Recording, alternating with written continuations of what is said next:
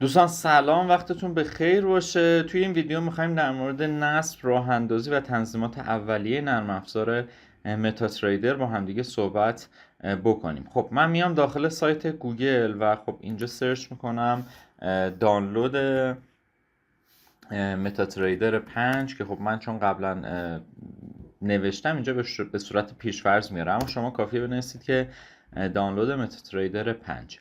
متاتریدر 4 هم هستش، حالا اگر کسی میخواد باش کار بکنه، اما متاتریدر 5 خب طبیعتا به‌روزتره و امکاناتش هم بیشتره، اما تفاوت زیادی نداره. خب لینک های مختلفی میاره برای ما دوستان توی این قسمت که من پیشنهاد میکنم از خود سایت متاتریدر 5 برید و دانلودش بکنید. روی این گزینه کلیک میکنم و وارد سایت متاتریدر میشم.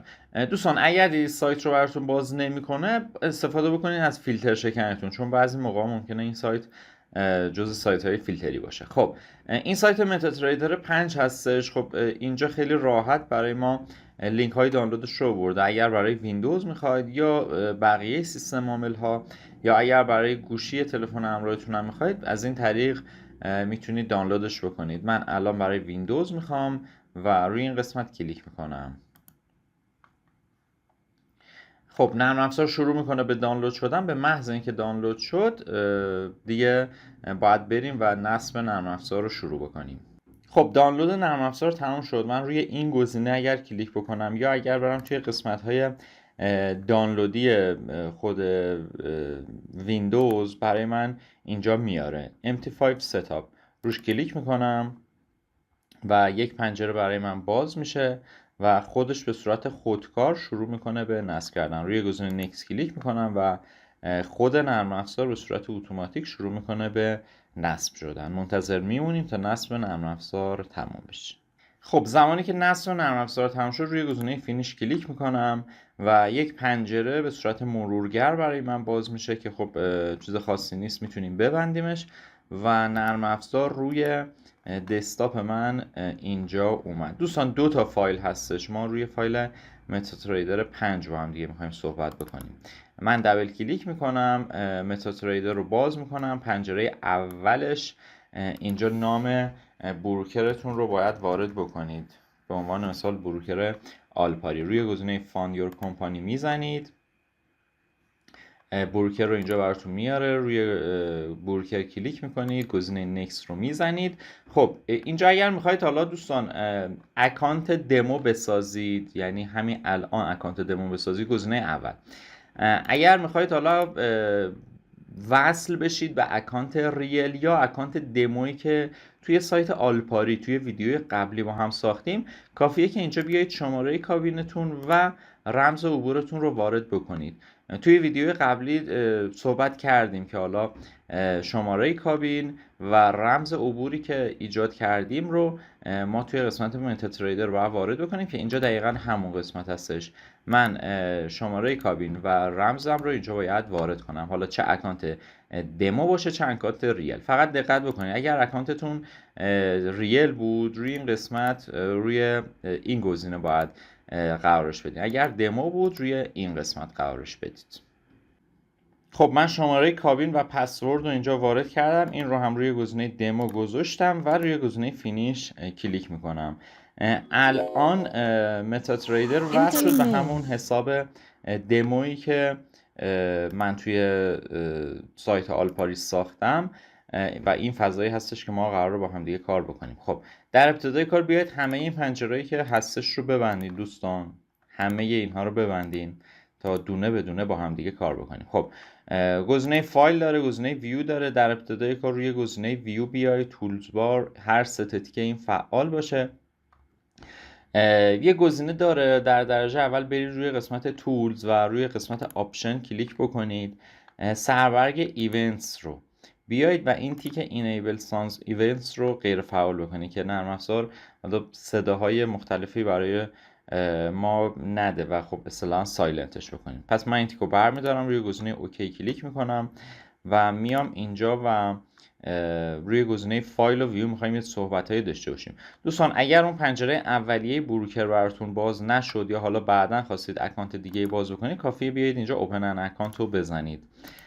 این اولین پنجره‌ای بود که در موردش صحبت کردم. شما میتونید اسم بروکر دیگه‌تون رو اینجا وارد بکنید یا به صورت مجزا از این قسمت مجددا اوپن ان اکانت رو داشته باشید. خب بیایم اینجا توی قسمت ویو ما یه قسمت مارکت واچ داریم که ارزها و جفت ارزهایی که میتونیم معامله بکنیم رو برای ما میاره. یه قسمت دیگه دوستان داریم، حالا کنترل ام رو اگر بزنیم کلید حالا میانبرش هستش که میتونه برامون بیاره. یه قسمت دیگه ای که داره برای ما گزینه نویگیتور هستش که حالا بعدها در موردش صحبت میکنیم که اینجا اکانت من رو داره نشون میده و اندیکاتورهایی که حالا خواستید اگر بعدها اضافه بکنید یا حالا اد بکنید. و یه گزینه دیگه ای که داره تول باکس هستش که این قسمت رو هم اگر من بزنم همون پنجره پایین برای من باز میشه. یه سری سربرگ حالا این قسمت پایین داره که گزینه اولش ترید رو اگر بزنیم بالانس من رو نشون میده که $1000 هستش و نکته های دیگه هم داره که حالا در موردش صحبت میکنم زمانی که معامله رو باز کردم. خب این پنجره نویگیتور فعلا به درد من نمیخوره، میبندمش. روی این گزینه هم دوستان مثلا بتونیم یورو یو اس دی، جی پی یو اس دی، پوند انگلستان به دلار آمریکا و شاخص ها و جفت ارزهای دیگری که اینجا هستن. خب من اینا رو همشو میخوام ببندمش، همه این جفت ارزها رو میخوام هایدش کنم. کلیک راست میکنم حالا هر قسمتی که شد و روی گزینه هاید آل کلیک میکنم. تمام نمادها برای من حذف شد و الان من فقط میخوام نماد XAU USD رو داشته باشم. کلیک میکنم و روی دکمه اینتر صفحه کیبوردتون باید کلیک بکنید. خب قیمت بیت، قیمت اسک رو داره میده، دیلی چنج رو هم اینجا داره به من میده.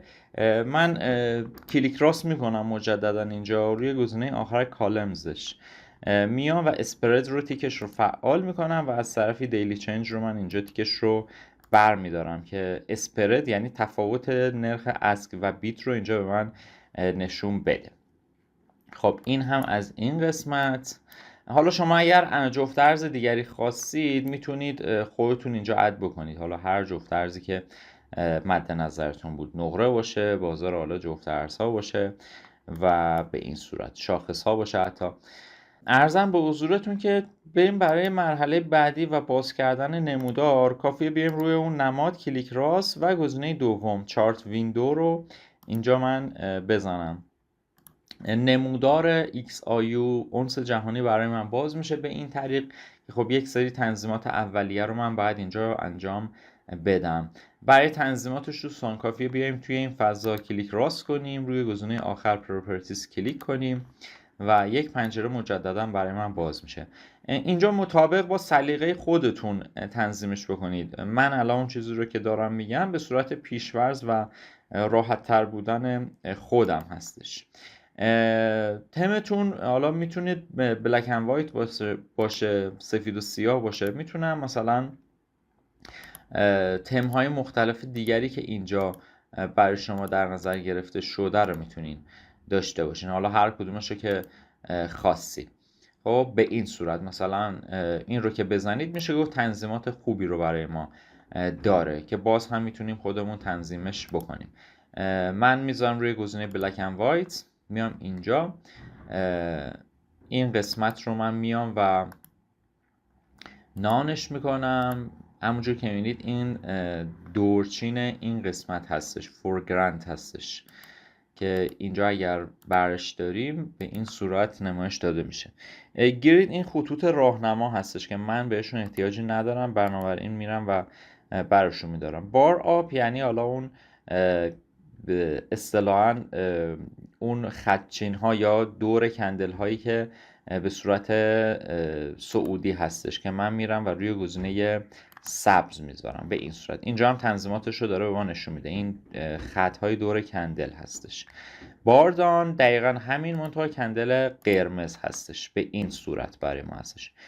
بول کندل، کندل بولیش یا کندل سعودی برای ما سبز رنگ و بیریش کندل یا بیر کندل، کندل قرمز رنگ که به این صورت من میام تنظیماتش رو اوکی میکنم. خب روی گزینه والیومز، این والیومی که این پایین هستش به کارمون نمیاد. من رنگش رو سفید میکنم، نانش میکنم و قیمت اسکوبید رو میتونید داشته باشید دوستان. حالا خیلی الزام نیستش و اما من حالا فعلا میذارم تا روی نمودار در موردش با هم دیگه صحبت بکنیم. استاپ لولمون لول هایی هستش که به عنوان استاپ لاس یا تی پی براتون میتونه نمودار بذاره. خب من روی گزینه اوکی کلیک میکنم و همونجور که میبینید صفحه من به اون چیزی که خودم تنظیمش کردم تغییر یافت. فقط نکته‌ای که هستش، الان اگر من یه نماد دیگه باز بکنم تنظیمات برمیگرده و ریست میشه به همون تنظیمات اولیه.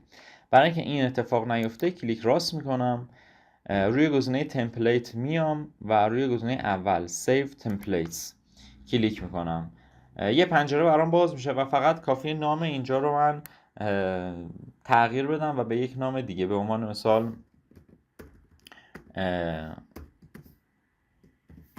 اورجینال من میذارم، تنظیمات اصلی برای من. روی گزینه سیو کلیک میکنم.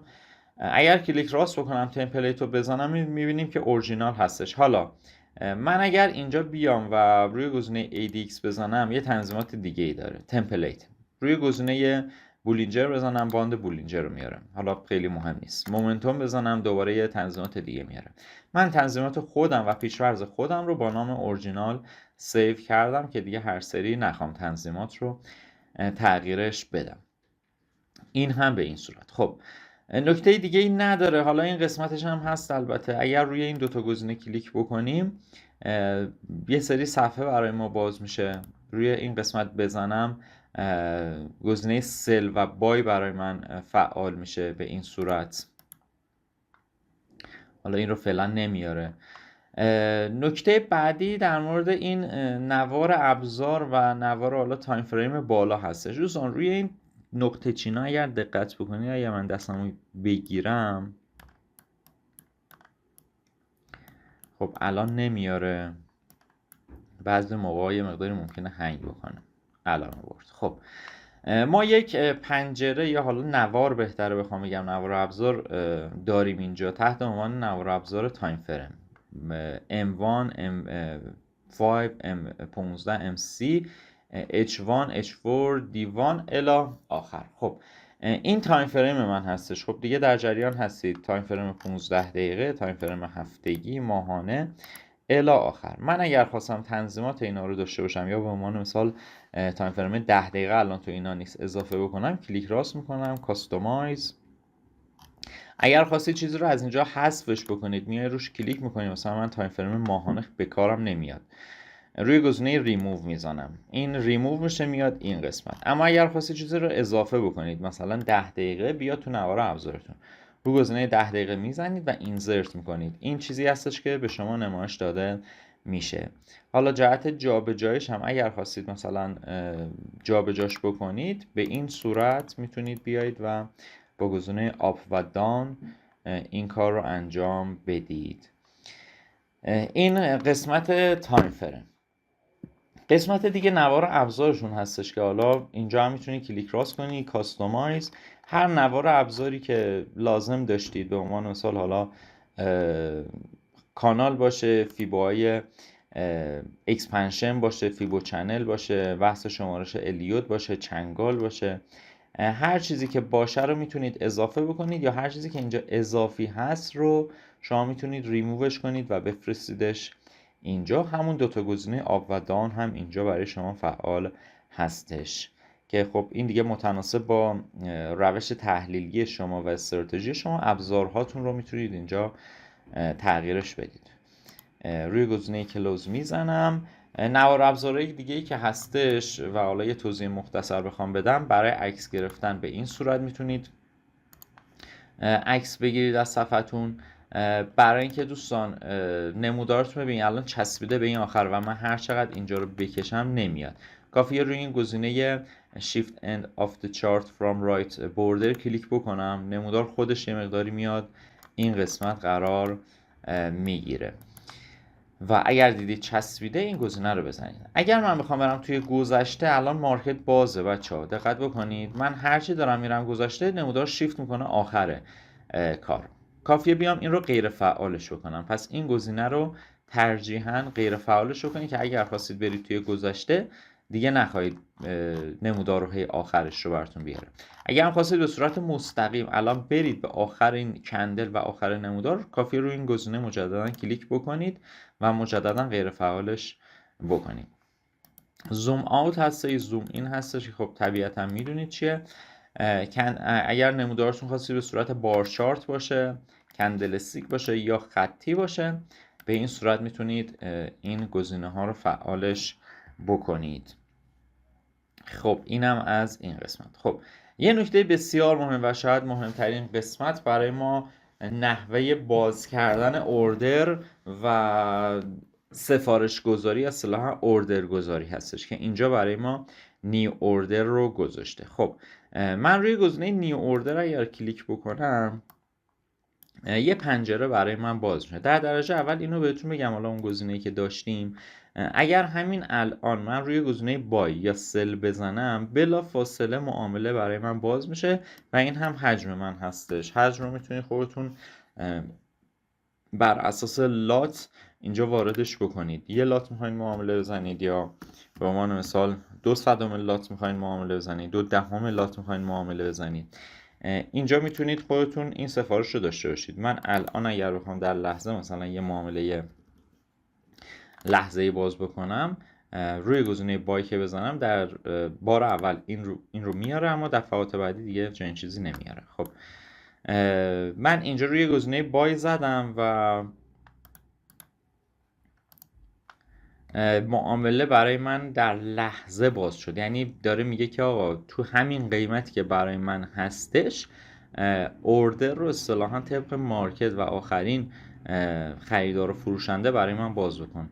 همونجور که میبینین اینجا برای من اوردرم باز هستش، نماد فلان، تیکتش، تایمش، تایپش، بای یا سل، والیومی که وارد کردم، قیمتی که وارد کردم، استاپی که شما میتونید بذارید که من فعلا نذاشتم و تیپی که میتونید بذارید و اینجا هم قیمت لحظه ایش هستش. اینجا پرافیت شما رو نشون میده که الان نشون میده $3 توی زیان، $4 و سود و زیان لحظه ای رو برای من حساب میکنه. اگر خواستید معامله رو ببندید روی این گزینه ضرب در میتونید کلیک بکنید و معاملاتون بلا فاصله بسته میشه. اینجا یه سری اطلاعات داره به شما داده میشه که اطلاعاتی که برای ما مهم هستش اینه دوستان. بالانس من قبل از معامله، دقت بکنید ما یه بالانس قبل از معامله داشتیم که حدوداً $1000 بود. یه دونه بالانس در لحظه دارم. دقت بکنید من $1000 که داشتم الان $8 توی زیانه. خب اگر بیام این عدد رو از اون $1000 کم بکنم ایکویتی برای من حساب می شود. مارجین اون پولی هستش که شما درگیر معامله کردید. فری مارجین اون پولی هستش که مازاد پولتون هستش که خب در لحظه داره کم و زیاد میشه و مارجین لول هم اون قسمتی هستش که مربوط میشه به کال مارجین شدن و هر چقدر این درصد بیاد پایینتر برای شما زنگ خطر بیشتری رو محسوب میکنه تا به لول 20%، 30% و کال مارجین اصطلاحاً برسه. خب پس این یک روش معامله باز کردن به این صورت. همین الان در لحظه من میتونم یه معامله سل رو هم باز بکنم، یعنی یه بای باز کردم یه دونه سل باز کردم، در لحظه میتونم اینها رو داشته باشم. مجددا برای ضرب در هر کدومش میتونید مجزا داشته باشید. اگه هم خواستید جفتش رو با هم ببندید کافیه بیاید اینجا کلیک راست روی یک کدوم از اوردرها، روی گزینه بولک اپریشنز و کلوز آل پوزیشن رو کلیک بکنید. یا به عنوان مثال بیاید بگی آقا که کلوز کن پوزیشن هایی که توی ضرر هستن، یا کلوز کن پوزیشن هایی که توی سود هستن، یا کلوز کن تمام پوزیشن های بای من رو. به این صورت شما میتونید پوزیشن هاتون رو داشته باشید. خب این هم از این موضوع. دقت داشته باشید دوستان، زمانی که یک بای و یک سل همزمان با هم دیگه شما فعال میکنید این مقدار سود و زیانتون دیگه فیکس میشه. چرا؟ چون یه بای داری یه سل داری، پس طبیعتا اصطلاحا الان وضعیت حساب من هج شده و چه بره بالا چه بیاد پایین دیگه میزان سود و زیان من کمتر یا بیشتر از این نمیشه. خب من میام میبندم جفت گزینه ها رو. میبینید که بالانس من با توجه به اون زیان حدوداً $990 الان شد. خب زمانی که این اتفاق بیفته توی گزینه هیستوری اگر برید داره به شما نشون میده که 2 تا معامله داشتید، معامله اول، معامله دوم و مجموع حالا سود و زیانی که داشتید رو میتونید اینجا نمایش بهتون بده. خب من بیام اینجا و روی گزینه نیو اوردر کلیک بکنم، روش دیگری برای معامله باز کردن. خب دوستان یه قسمتی داره تایپ هستش، مارک اکزیکیوشن، یعنی در لحظه، مثل همون چیزی که با هم اینجا کار کردیم، اینجا هم همینجوری میگه که آقا توی مارکت هر قیمتی که از برای من بای یا سل رو فعال بکن. اینجا مجددا حجمم رو میتونم وارد کنم و اینجا استاپ لاس هم رو میتونم وارد کنم و اینجا هم تیک پروفیت یا تی پی. حالا اگر خواستید به صورت پندینگ باشه اوردرتون، یعنی اوردرتون به این صورت باشه که الان تو این قیمتی که الان هستش نمیخوام اوردر برای من باز بشه. یعنی چی؟ یعنی اینکه میخوای بگی که آقا اگر اومد و این سطح رو برای من شکست بیا و یک اوردر فعال بکن. خب مثلا میگم زمانی که اومد این قله رو گرفت برای من بیا و یک اوردر رو فعال بکن، یا زمانی که قیمت رسید به این پایین بیا برای من یک اوردر بای رو باز بکن. ببین یا شما ببین سه تا حالت بیشتر نداره، یا همین الان میخوای اینجا بای بزنی که خب میتونی از این طریق، یا بلا فاصله بیا اینجا بای رو بزنی، یا یه بای میخوای بزنی در صورت که قیمتت بیاد از اینجا رد بشه. من این گزینه رو فعال بکنم برای شما. میخوای بگی که آقا اگر قیمت اومد اینجا رو رد کرد بیا برای من اوردر رو فعال کن، بای من رو فعال کن. یا یه گزینه دیگه ای که داری میگی آقا اگر قیمت اومد پایین بیا برای من توی این لول یک بای رو فعال کن. پس ما یک قیمت در مارکت داریم، یه قیمت زمانی که بخوایم بره بالا و این سطح رو رد بکنه بای بزنه، یا زمانی که قیمت بیاد پایین به اینجا برسه برای من بیاد و بای رو بزنه. که خب این شروط تحت عنوان پندینگ اوردر برای ما نامیده میشه. من روی گزینه پندینگ میزنم، یه پنجره دیگه برای من باز میشه. خب تایپ من میگه که آقا بای لیمیت میخوای باشه. بای لیمیت یعنی اینکه قیمت بیاد از اون قسمتی که هست در لحظه مارکت بیاد پایین تر و بای رو برای من فعال بکنه. اینجا رو بهش میگن بای لیمیت. سل لیمیت همین مفهوم منتها در مفهوم حالا سل بودنش. بای استاپ یعنی چی؟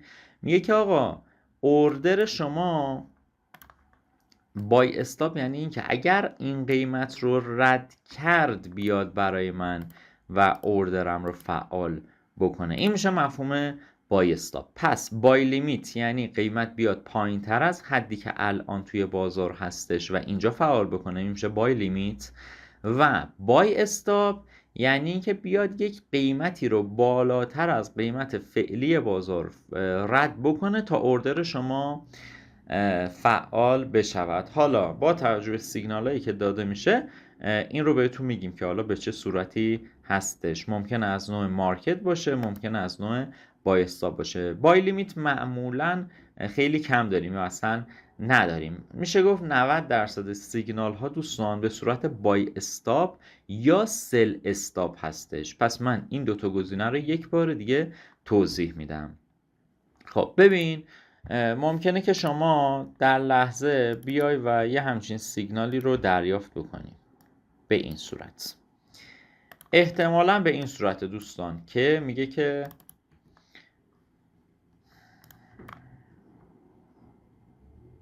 به این صورت هستش. میگه آقا اگر اومد اینجا رو فعال کرد، یعنی رد کرد، تاچ کرد و عبور کرد، اینجا یک بای رو، یک اوردر رو من اصطلاحا میکارم، قرار میدم. یعنی چی؟ یعنی میام اینجا روی گزینه نیو اوردر، گزینه پندینگ، گزینه بای استاپ به این صورت. حالا قیمتش چقدره؟ قیمتش بهتون داده میشه 50 92 مثلا 86. پس اینجا قیمتش چقدر میذاری؟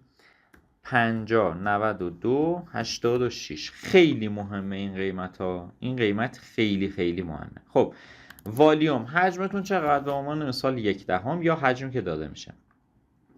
استاپ لاس چقدر؟ تی پی چقدر؟ اینها هم بهتون داده میشه. به عنوان مثال حالا تی پی رو من میذارم مثلا 51.23 51.23 و استاپ رو هم مثلا میذارم 49.60 49.60. خب پس من یک بای استاپ دارم با حجم مشخص. اگر این عدد رو ببینه تازه این اوردر من فعال بشه با این استاپ لاس و این تی پی. روی گزینه پلیس که بزنم این بای استاپ من کاشته میشه. دوستان دقت کنید من اینجا الان یه دونه اوردر باز نکردم، من صرفا یک اوردر توی این قیمت که اینجا هم نوشته قرار دادم. تی پی مشخصه، استاپ هم مشخصه. این استاپ لاس، این تی پی، اینم اوردری که اینجا گذاشتم. اگر دقت بکنید من اینجا الان یک اوردر کاشتم، اصطلاحاً پلیسید قرار داده شده، اما هنوز فعال نیست. خب شرط فعال شدن چیه؟ اینه که هر زمانی ممکنه شما خواب باشید بیاد و این اوردر رو، این عدده رو اینجا تاچ بکنه، اوردر شما ناخودآگاه فعال میشه به صورت اتوماتیک و تی پی و استاپتون هم دیگه قرار داده میشه. یعنی عملا دیگه این اوردر یک اوردر همه چی تمومه، قیمت رو داره، استاپ رو داره، تی پی رو هم داره. اگه هم قرار شد کنسلش بکنیم اوردر رو هیچ اشکال نداره، هنوز باز نشده، من میتونم بیام اینجا ضربه رو بزنم، همونجور که میبینید اوردر برای من حذف میشه. بسیار بسیار مهم هستش این نکته‌ای که در موردش صحبت کردم و همچنان هم ادامه داره. به این اصطلاح میگن بای استاپ. گزینه بعدی گزینه پندینگ اوردر. میخوام سل استاپ رو بهتون بگم دوستان، همین اتفاقات منتها برعکسش. میخوام چی بگم؟ میخوام بگم آقا اگر اومد به عنوان مثال، نمیدونم مثلا بهتون میگم این شادو رو به پایین کراس کرد، عبور کرد قیمت از اینجا، بیا برای من یک سل فعال کن. پس این اصطلاحاً میشه چی؟ سل استاپ. یعنی یک قیمتی رو که به سمت پایین عبور بکنه و رد بکنه، مثلا بهتون میگم این قیمت رو اگر نمودار اومد و به این صورت ردش کرد، حالا اوردر من فعال بشود. پس من میام یه دونه از اینا از اینجا قرار میدم. خب نوع اوردرم چیه؟ سل استاپه. یعنی چی؟ یعنی بیاد اینجا رو رد بکنه اوردر من فعال بشه. سل استاپ. حجمم مجددا حالا هر چیزی که خواستیم. پرایس چه قیمتی رو رد بکنه؟ مثلا 46.50 41 46.50 و 41. خب استاپ لاس من چی؟ استاپ لاس به عنوان مثال 47.75. حالا اینا به صورت دقیق داده میشن. 47.75. تی پی من چی؟ مثلا 46.02 46.02. خب این اوردر الان کامل، قیمتش، والیومش، استاپ و تی پی. روی گزینه پلیس که بزنم مجددا میبینید که هم توی حالا قسمت تول باکس برای من اومده پلیسید و هم روی نمودارم دارم میبینم میگه که سل استاپ توی این قیمت، این تی پی من و این استاپ من. و اگر قیمت بیاد اینجا، دقت کنید اینجا نه دوستانا، اینجا رو عبور بکنه ازش، اوردر من با این حجم، با این تی پی و با این استاپ برای من فعال میشه. نکته‌ای که هستش اگر قیمت بره بالا چه اتفاقی میفته؟ هیچ اتفاقی نمیفته. یعنی این اوردر همچنان پاورجا هستش. اگر قیمت بیاد به عنوان مثال تا نزدیکی اوردر ولی دوباره اون عدد رو رد نکنه و بره، چی میشه؟ مجددا فعال نمیشه. شما یک شرطی رو گذاشتی که اگر قیمت به این عدد رسید برای شما چی میشه؟ اوردرتون فعال میشه. این هم نحوه اوردر گذاری برای نرم افزار متاتریدر. خب من یه دونه نمونه عملی هم اگر بخوایم با هم دیگه بریم، بذارید تا من یه دونه الان بیام و یه دونه پندینگ بذارم روی جنس سل استاپ. میخوام بذارم قیمتش رو دوستان میذارم مثلا 50 29 40 50 29 40. خب استاپ و تی پی حالا کاری باش ندارم، والیومم اینه. خب پس دقت بکنید، میگم اگر قیمت 50 29 40 رو رو به پایین رد کرد یه دونه سل استاپ برای من بکار. من اینو میذارم اینجا، اوردر منم اینجا هستش. ببین الانا اینجا، ببین الان اگر اینجا رو رد بکنه اوردر فعال میشه. هنوز رد نکرده، دقیقاً الان رد کرد. دیدین اینجا الان یه دونه سل استاپ برای من فعال شد و حالا تی پی و اینا هم داده میشه بهتون، تی پی استاپ همه چی. من دیگه میخواستم سریع یه معامله باز بکنم، به این صورت معامله رو به صورت سل استاپ. با استاپ برعکسه، میگم که اگر این قسمت رو رد کرد یا حالا هر عددی رو فرق نمیکنه، برای من معامله رو داشته باش به این صورت. این تنظیمات رو حتما انجام بدید. حتما بچه ها اول کار یک حساب دمویی داشته باشید، اینا رو تمرین بکنید در حد مثلا چندین بار تا بعدش انشالله با هم دیگه معاملات ریل رو داشته باشیم. موفق و پیروز باشید.